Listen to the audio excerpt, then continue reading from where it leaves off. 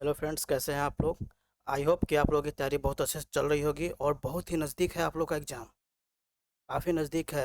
आज 3 तारीख हो गया और आप लोग का 17 तारीख से एग्ज़ाम है। और ये जो हम वीडियोस डाल रहे हैं आपको इस चैनल पे, काफ़ी इम्पोर्टेंट क्वेश्चंस का वीडियोस डाल रहे हैं। टॉप 10 ज्योग्राफी का क्वेश्चंस आपको डाल दिया गया हुआ है। आप उसको जाकर देखिए और उसमें से आपको पक्का एक एक नया क्वेश्चन आ ही जाएगा। 100% आ जाएगा। और आज जो हम लोग कर रहे हैं यहाँ पे राजनीति शास्त्र का, पॉलिटिकल साइंस का कर रहे हैं, ठीक है, पॉलिटिकल साइंस का। तो इसमें से भी क्या होगा कि आपका एक क्वेश्चन पक्का आ ही जाएगा, क्योंकि 4 मार्क्स में एक क्वेश्चन का जवाब देना होता है दीर्घोत्तरीय प्रश्न में।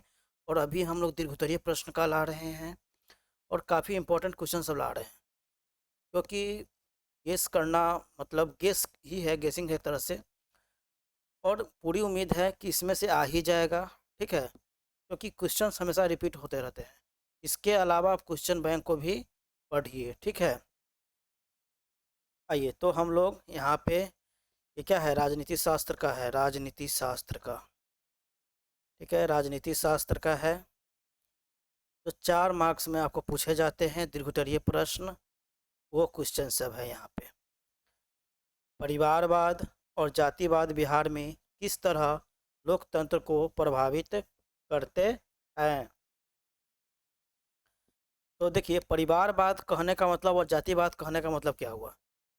जातिवाद कहने का मतलब हो गया कि अगर कोई सरकार सत्ता में है, और मान लीजिए किसी विशेष जाति से है, ठीक है, कोई कोई भी जाति से है, मतलब किसी भी तरह के जाति के, तो वो अपना वोट बैंक अपने जाति के आधार पे बनाना चाहते हैं, ठीक है ना, अपना वोट जाति के आधार पे लेना चाहते हैं। वो जातिवाद हो गया। और परिवारवाद ये हो गया कि अपने परिवार के लोगों को विधायक बनाना चाहते हैं, अपने परिवार को अपने सत्ता में लाना चाहते हैं, वो परिवारवाद हो गया, ठीक है। तो परिवारवाद और जातिवाद बिहार में किस तरह लोकतंत्र को प्रभावित करता है, तो इसका आंसर आप लोग दीजिएगा। और काफ़ी अच्छा लैंग्वेज में, मतलब बहुत ही आसान लैंग्वेज में आंसर दीजिएगा, तो ही आपको अच्छा मार्क्स मिलेगा, ठीक है। कोई लेंदी लेंदी भाषा में नहीं लिखिएगा, जो भी लिखना है एकदम इजी वे में लिखिएगा। तो इसका आंसर क्या हो जाएगा, बिहार की राजनीति में परिवारवाद और जातिवाद का गहरा प्रभाव देखा जाता है। परिवारवाद के कारण राजनीतिक दलों में नेतृत्व कुछ ही परिवारों तक सीमित हो जाता है। हाँ, परिवारवाद में तो कुछ ही लोगों तक सीमित हो जाएगा।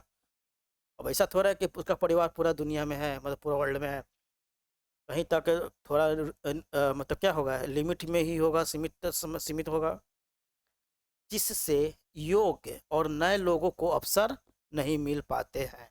अगर परिवारवाद चलेगा तो, ठीक है, तो नए लोगों को अवसर नहीं मिलेगा।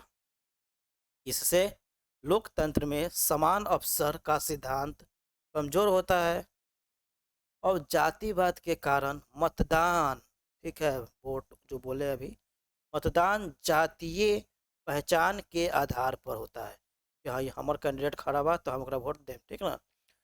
इस तरह से, न कि नीतियों और विकास के मुद्दों पर, ठीक है, वो सिर्फ अपने जात के आधार पर वोट देते हैं, जिस कारण से लोकतंत्र प्रभावित होता है, विकास नहीं होता है, ठीक ना। इससे चुनावी राजनीति मुद्दा विहीन हो जाती है और समाज में विभाजन बढ़ता है।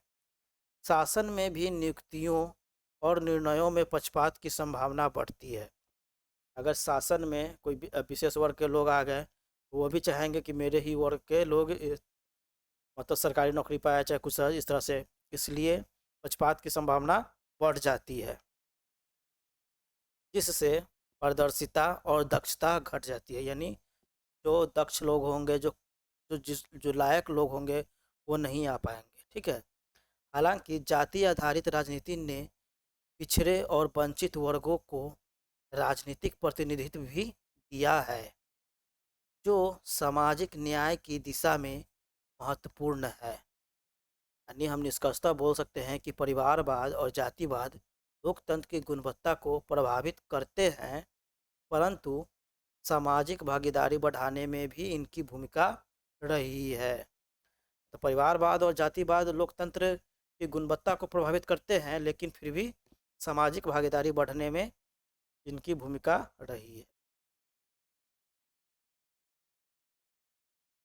चलिए अब नेक्स्ट क्वेश्चन देखते हैं। राजनीतिक दल किस प्रकार से सत्ता में साझेदारी करते हैं? भारत जैसे भारत जैसे लोकतांत्रिक देश में राजनीतिक दल सत्ता में साझेदारी कई तरीकों से करते हैं। सबसे पहले चुनाव के माध्यम से बहुमत प्राप्त कर दल सरकार बनाते हैं। ठीक है, यदि किसी एक दल को पूर्ण बहुमत नहीं मिला, ठीक है, नहीं मिला तो वो गठबंधन सरकार बनाते हैं, जहां विभिन्न दल मिलकर सत्ता साझा करते हैं। सत्ता साझेदारी का मतलब यही हुआ कि अगर एक पार्टी को बहुमत नहीं मिला, किसी एक चुनाव मतलब सबसे पहले चुनाव के माध्यम से बहुमत प्राप्त करते हैं, और किसी दल को पूर्ण बहुमत नहीं मिला तो वो गठबंधन का सरकार बनाते हैं। यही क्या होता है? सत्ता में साझेदारी होता है। ऐसे में मंत्रिमंडल में अलग अलग दलों के ऐसे में मंत्रिमंडल जो बनेगा, ठीक है, मंत्रिमंडल में अलग अलग दलों के प्रतिनिधियों को मंत्री पद दिए जाते हैं, अलग अलग पद। ठीक है, मतलब अगर 3-4 दल है तो सभी को मंत्री पद देना होता है। ठीक है ना, तो सभी दल में से मंत्री पद बांटना होता है। संसद और विधानसभाओं में विपक्षी दल भी समितियों, बहसों और नीति निर्माण में भाग लेकर अप्रत्यक्ष रूप से सत्ता की प्रक्रिया में शामिल होते हैं। क्षेत्रीय दल राज्य स्तर पर सरकार बनाकर या केंद्र में समर्थन देकर भी सत्ता में भागीदारी करते हैं। साझा न्यूनतम कार्यक्रम के माध्यम से नीतियों तय की जाती है। इस प्रकार राजनीतिक दल सहयोग, गठबंधन और प्रतिनिधित्व के आधार पर शासन में सहभागिता सुनिश्चित करते हैं। तो पता चल गया कि राजनीतिक दल किस प्रकार से सत्ता में साझेदारी करते हैं। नेक्स्ट क्वेश्चन है आपका कि राजनीतिक दलों में गठबंधन से आप क्या समझते हैं? क्या गठबंधन समय की मांग है? ये काफ़ी अच्छा क्वेश्चन है, आ भी सकता है आपके एग्जाम में। भारत जैसे बहुदलीय लोकतंत्र में जब कोई एक दल स्पष्ट बहुमत प्राप्त नहीं करता, तब 2 या अधिक दल मिलकर सरकार बनाने के लिए गठबंधन करते हैं। जैसे पीछे क्वेश्चन में पढ़े हैं, सेम इसी तरह का क्वेश्चन है ये। इसे राजनीतिक गठबंधन भी कहते हैं। गठबंधन का उद्देश्य स्थिर सरकार बनाना और साझा कार्यक्रम के आधार पर शासन चलाना होता है। इसमें विभिन्न विचारधाराओं वाले दल भी न्यूनतम साझा नीतियों पर सहमत होते हैं। मतलब जिनके 4-5 सीट ही मिले हुए हैं, उन लोगों को भी इसमें मौका मिल जाता है। ठीक है, आज के समय में गठबंधन को समय की मांग माना जाता है, क्योंकि समाज विविधतापूर्ण है और अलग अलग क्षेत्रों, वर्गों और समुदायों की अपेक्षाएं भिन्न है।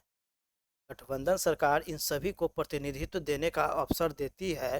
हालांकि विचारों में मतभेद से अस्थिरता भी आ जा सकती है। ठीक है, फिर भी यह लोकतंत्र में सहमति, सहयोग और समावेशिता को बढ़ावा देता है।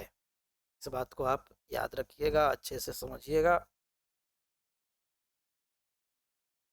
अब हम लोग नेक्स्ट क्वेश्चन आते हैं, यहाँ से देखिएगा। हावी समाज में लोकतंत्र की जिम्मेवारी और उद्देश्य पर एक संक्षिप्त टिप्पणी लिखे। हावी समाज में लोकतंत्र की जिम्मेवारी यानी जो आने वाले समाज है उनमें लोकतंत्र की जिम्मेवारी किस प्रकार है, क्या उद्देश्य है, इस पर आपको संक्षिप्त टिप्पणी लिखनी है। भारत जैसे लोकतांत्रिक देश में भावी समाज के निर्माण में लोकतंत्र की भूमिका अत्यंत महत्वपूर्ण है। लोकतंत्र की प्रमुख जिम्मेदारी नागरिकों को समान अधिकार, स्वतंत्रता और न्याय प्रदान करना है। इसका उद्देश्य ऐसा समाज बनाना है जहां सभी वर्गों को विकास के समान अवसर मिले और शासन जनता की इच्छाओं पर आधारित हो। भावी समाज में लोकतंत्र को शिक्षा, स्वास्थ्य, रोजगार और पर्यावरण संरक्षण जैसे मुद्दों पर विशेष ध्यान देना होगा। तकनीकी विकास के साथ पारदर्शिता, जवाबदेही और नागरिक सहभागिता को भी मजबूत करना आवश्यक है। लोकतंत्र का उद्देश्य केवल सरकार चुनना नहीं, बल्कि नागरिकों को जागरूक, जिम्मेदार और सक्रिय बनाना भी है। निष्कर्षतः आप कह सकते हैं कि लोकतंत्र का लक्ष्य न्यायपूर्ण, समावेशी और टिकाऊ समाज का निर्माण करना है, जहां जनता ही शासन का वास्तविक शक्ति है। यह क्वेश्चन काफी अच्छा है। ग्राम पंचायत के कार्यों एवं शक्तियों का वर्णन करें। ये क्वेश्चन वीवीआई 226 के लिए इसको आप वीवीआई मान लीजिए, किसी न किसी शिफ्ट में आएगा ही, फर्स्ट शिफ्ट और सेकंड शिफ्ट में इसको आना है, आएगा ये। भारत में ग्राम पंचायत स्थानीय स्वशासन सबसे निचली इकाई है, जिसे 73वां संविधान संशोधन अधिनियम द्वारा संवैधानिक दर्जा मिला। इसके कार्य और शक्तियाँ ग्रामीण विकास तथा प्रशासन से जुड़ी होती है। ठीक है, ग्रामीण विकास तथा प्रशासन से जुड़ी होती है ग्राम पंचायत का कार्य। ठीक है, इसका मुख्य कार्य क्या है? तो सड़क, नाली, पेयजल, स्वच्छता, स्ट्रीट लाइट जैसी मूलभूत सुविधाओं की व्यवस्था कराना इसका कार्य है। ठीक है, प्राथमिक शिक्षा, आंगनबाड़ी और स्वास्थ्य सेवाओं की निगरानी भी इनका निगरानी करना इनका कार्य है। ठीक है, ग्राम पंचायत का जन्म मृत्यु पंजीकरण और प्रमाण पत्र जारी करना भी, जन्म प्रमाण पत्र बनाना होगा तो जो ग्राम में, जो गांव सब में, तो उसको ग्राम पंचायत में आपको जाना होगा। ठीक है, सरकारी योजनाएं जैसे मनरेगा, क्रियान्वयन, कृषि, पशुपालन और सामाजिक वानिकी को बढ़ावा। नगर निगम और नगर पंचायत और नगर परिषद ये सब का भी काम यही होता है।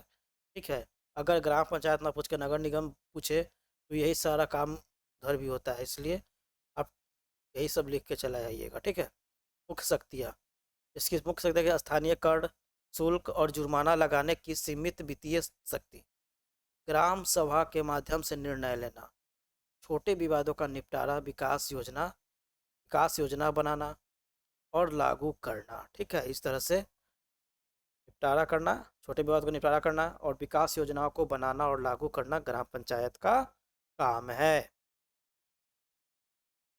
चलिए अब बात करते हैं हम लोग बिहार के विकास में महिलाओं के योगदान का उल्लेख करें। ये काफ़ी मतलब हम लोग आसपास देखते करते हैं कि बिहार में विकास में जो महिलाओं का जो योगदान है वो कैसे कैसे हो रहा है, तो जो हम लोग देखते हैं बस उसी को लिख देना है। बिहार के विकास में महिलाओं की भूमिका अत्यंत महत्वपूर्ण रही है। पहला, आर्थिक क्षेत्र में योगदान। आर्थिक क्षेत्र में योगदान किस तरह से रहा? तो महिलाएं कृषि, दुग्ध उत्पादन, हस्तशिल्प और लघु उद्योगों में सक्रिय है। ठीक है, छोटे छोटे जो उद्योग होते हैं, घर पे ही अपना काम करना, हस्तशिल्प होना, दुग्ध उत्पादन करना, ये सब में महिलाएं काफ़ी सक्रिय है। ठीक है, स्वयं सहायता समूह बना लेना। ठीक है, बना के माध्यम से वो स्वरोजगार, स्वयं सहायता समूह क्या होता है कि कुछ महिलाओं का समूह होता है जो रोजगार करने के लिए अपना पैसा उसको देती है। ठीक है, स्वरोजगार और बचत को बढ़ावा देती है, जिससे तो सारी महिलाएं क्या करेगी, पैसा जमा करेगी और किसी ज़रूरतमंद को तो उस समूह में जिनको ज़रूरत होगा उसको दे देगी, जिससे ग्रामीण अर्थव्यवस्था मजबूत होती है। जीविका ने लाखों महिलाओं को आर्थिक रूप से सशक्त किया है और यह काम जीविका करने में आगे है। ठीक है, जीविका दीदी जो लोग होती है वो लोग काफ़ी इस पर सक्रिय भूमिका निभा रही है, आर्थिक रूप से सशक्त बना रही है जीविका के लोग। ठीक है, सामाजिक विकास में सामाजिक विकास में भी भूमिका है महिलाओं का। महिलाएं शिक्षा, स्वास्थ्य और स्वच्छता के प्रति जागरूकता फैलाती है। परिवार नियोजन, पोषण और बाल शिक्षा में उनका योगदान समाज में गुणवत्ता सुधारता है। राजनीतिक भागीदारी भी है, देख रहे हैं कि जो विधायक बन रही है चाहे कोई भी महिला, अधिकतर तो उसमें भी भागीदारी ले रही है। और आप जानबो करते हैं कि 33% का आरक्षण भी है महिलाओं के लिए। पंचायती राज में आरक्षण के कारण महिलाएं निर्णय प्रक्रिया में शामिल होकर स्थानीय विकास योजनाओं का नेतृत्व कर रही है। सामाजिक परिवर्तन, दहेज, बाल विवाह और नशाबंदी जैसे मुद्दों पर महिलाओं की सक्रियता ने सामाजिक सुधार को गति दी है।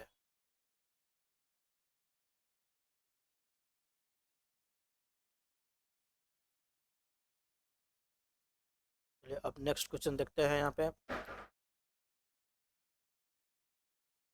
किस आधार पर आप कह सकते हैं कि बिहार से शुरू हुआ छात्र आंदोलन स्वरूप राष्ट्रीय हो गया? ये काफ़ी इंपॉर्टेंट क्वेश्चन है आपका।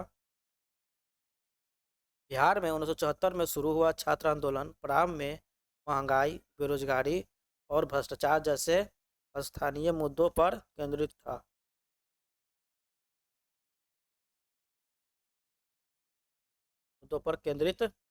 था, परंतु शीघ्र ही इसका स्वरूप राष्ट्रीय हो गया। आंदोलन का नेतृत्व जयप्रकाश नारायण ने संभाला, जिनका छवि एक राष्ट्रीय नेता की थी। उनके संपूर्ण क्रांति के आह्वान ने आंदोलन को व्यापक वैचारिक आधार दिया। यह आंदोलन बिहार से निकलकर गुजरात, उत्तर प्रदेश, दिल्ली सहित अनेक राज्यों में फैल गया, जहाँ छात्रों, युवाओं और विभिन्न सामाजिक समूहों ने भाग लिया। आंदोलन ने शासन की नीतियाँ, लोकतांत्रिक मूल्यों और भ्रष्टाचार के प्रश्न को राष्ट्रीय बहस का विषय बना दिया। इसके प्रभाव से केंद्र की राजनीति भी प्रभावित हुई। निष्कर्षतः कह सकते हैं कि व्यापक नेतृत्व, समान मुद्दों और देशव्यापी फैलाव के कारण बिहार का छात्र आंदोलन राष्ट्रीय जन आंदोलन में परिवर्तित हो गया। तो यह इसका जो छात्र आंदोलन हुआ था वो जयप्रकाश नारायण के नेतृत्व में हुआ था, ये बात याद रखिएगा। संपूर्ण क्रांति, उन्होंने संपूर्ण क्रांति के आह्वान ने आंदोलन को व्यापक व्यापक वैचारिक आधार दिया, याद रखिएगा, ठीक है। आंदोलन बिहार से निकलकर गुजरात, उत्तर प्रदेश, दिल्ली सहित अनेक राज्यों में फैल गया। इस बात सबको याद रखिएगा और लिख के आइएगा। काफ़ी अच्छा क्वेश्चन था ये। नेक्स्ट क्वेश्चन देखिए, लोकतंत्र किस प्रकार आर्थिक समृद्धि एवं विकास में सहायक बनता है? ये वीवीआई क्वेश्चन काफ़ी इंपॉर्टेंट है, इस साल के लिए तो काफ़ी इंपॉर्टेंट है, आएगा ही आएगा। चलिए आइए देखिए यहाँ पे, भारत जैसे लोकतांत्रिक देश में आर्थिक विकास के लिए लोकतंत्र अनुकूल वातावरण प्रदान करता है। लोकतंत्र में जनता को अपने प्रतिनिधि चुनने का अधिकार होता है। इससे नीतियों जनहित को ध्यान में रखकर बनती है। पारदर्शिता और जवाबदेही के कारण भ्रष्टाचार कम होता है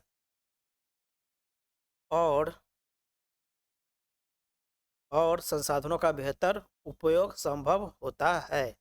लोकतंत्र अभिव्यक्ति का स्वतंत्रता और कानून के शासन को सुनिश्चित करता है, जिससे निवेश और उद्यमिता को प्रोत्साहन मिलता है। स्थानीय स्वशासन संस्थाएं ग्रामीण विकास, रोजगार, आधारभूत संरचना के विस्तार में योगदान देती है। सामाजिक न्याय की नीतियाँ शिक्षा, स्वास्थ्य और गरीबी उन्मूलन को बढ़ा देती है, जो दीर्घकालिक विकास का आधार है। तो आप कह सकते हैं कि लोकतंत्र आर्थिक अवसरों का विस्तार, समान भागीदारी और संतुलित विकास सुनिश्चित कर आर्थिक समृद्धि का मजबूत आधार बनता है। इस तरह से आप क्वेश्चन का जवाब दीजिएगा। काफ़ी मतलब समझ में आने वाला लैंग्वेज सब है। आप इसको एक बार पढ़ लीजिएगा, याद कर लीजिएगा, तो आसानी से आपको समझ में आ जाएगा और याद भी हो जाएगा। और एग्जाम में इसको रट के जाना है, रट के नहीं जाइएगा तो पछताइएगा। इसलिए ध्यान से, क्या पता कि ये क्वेश्चन आ ही जाए आपके पास, ठीक है। राजनीतिक दल राष्ट्रीय विकास में किस प्रकार योगदान करता है? ये भी काफ़ी अच्छा क्वेश्चन, ठीक है। ये देखिए, भारत में राजनीतिक दल लोकतांत्रिक शासन की आधारशिला है और राष्ट्रीय विकास में महत्वपूर्ण भूमिका निभाती है।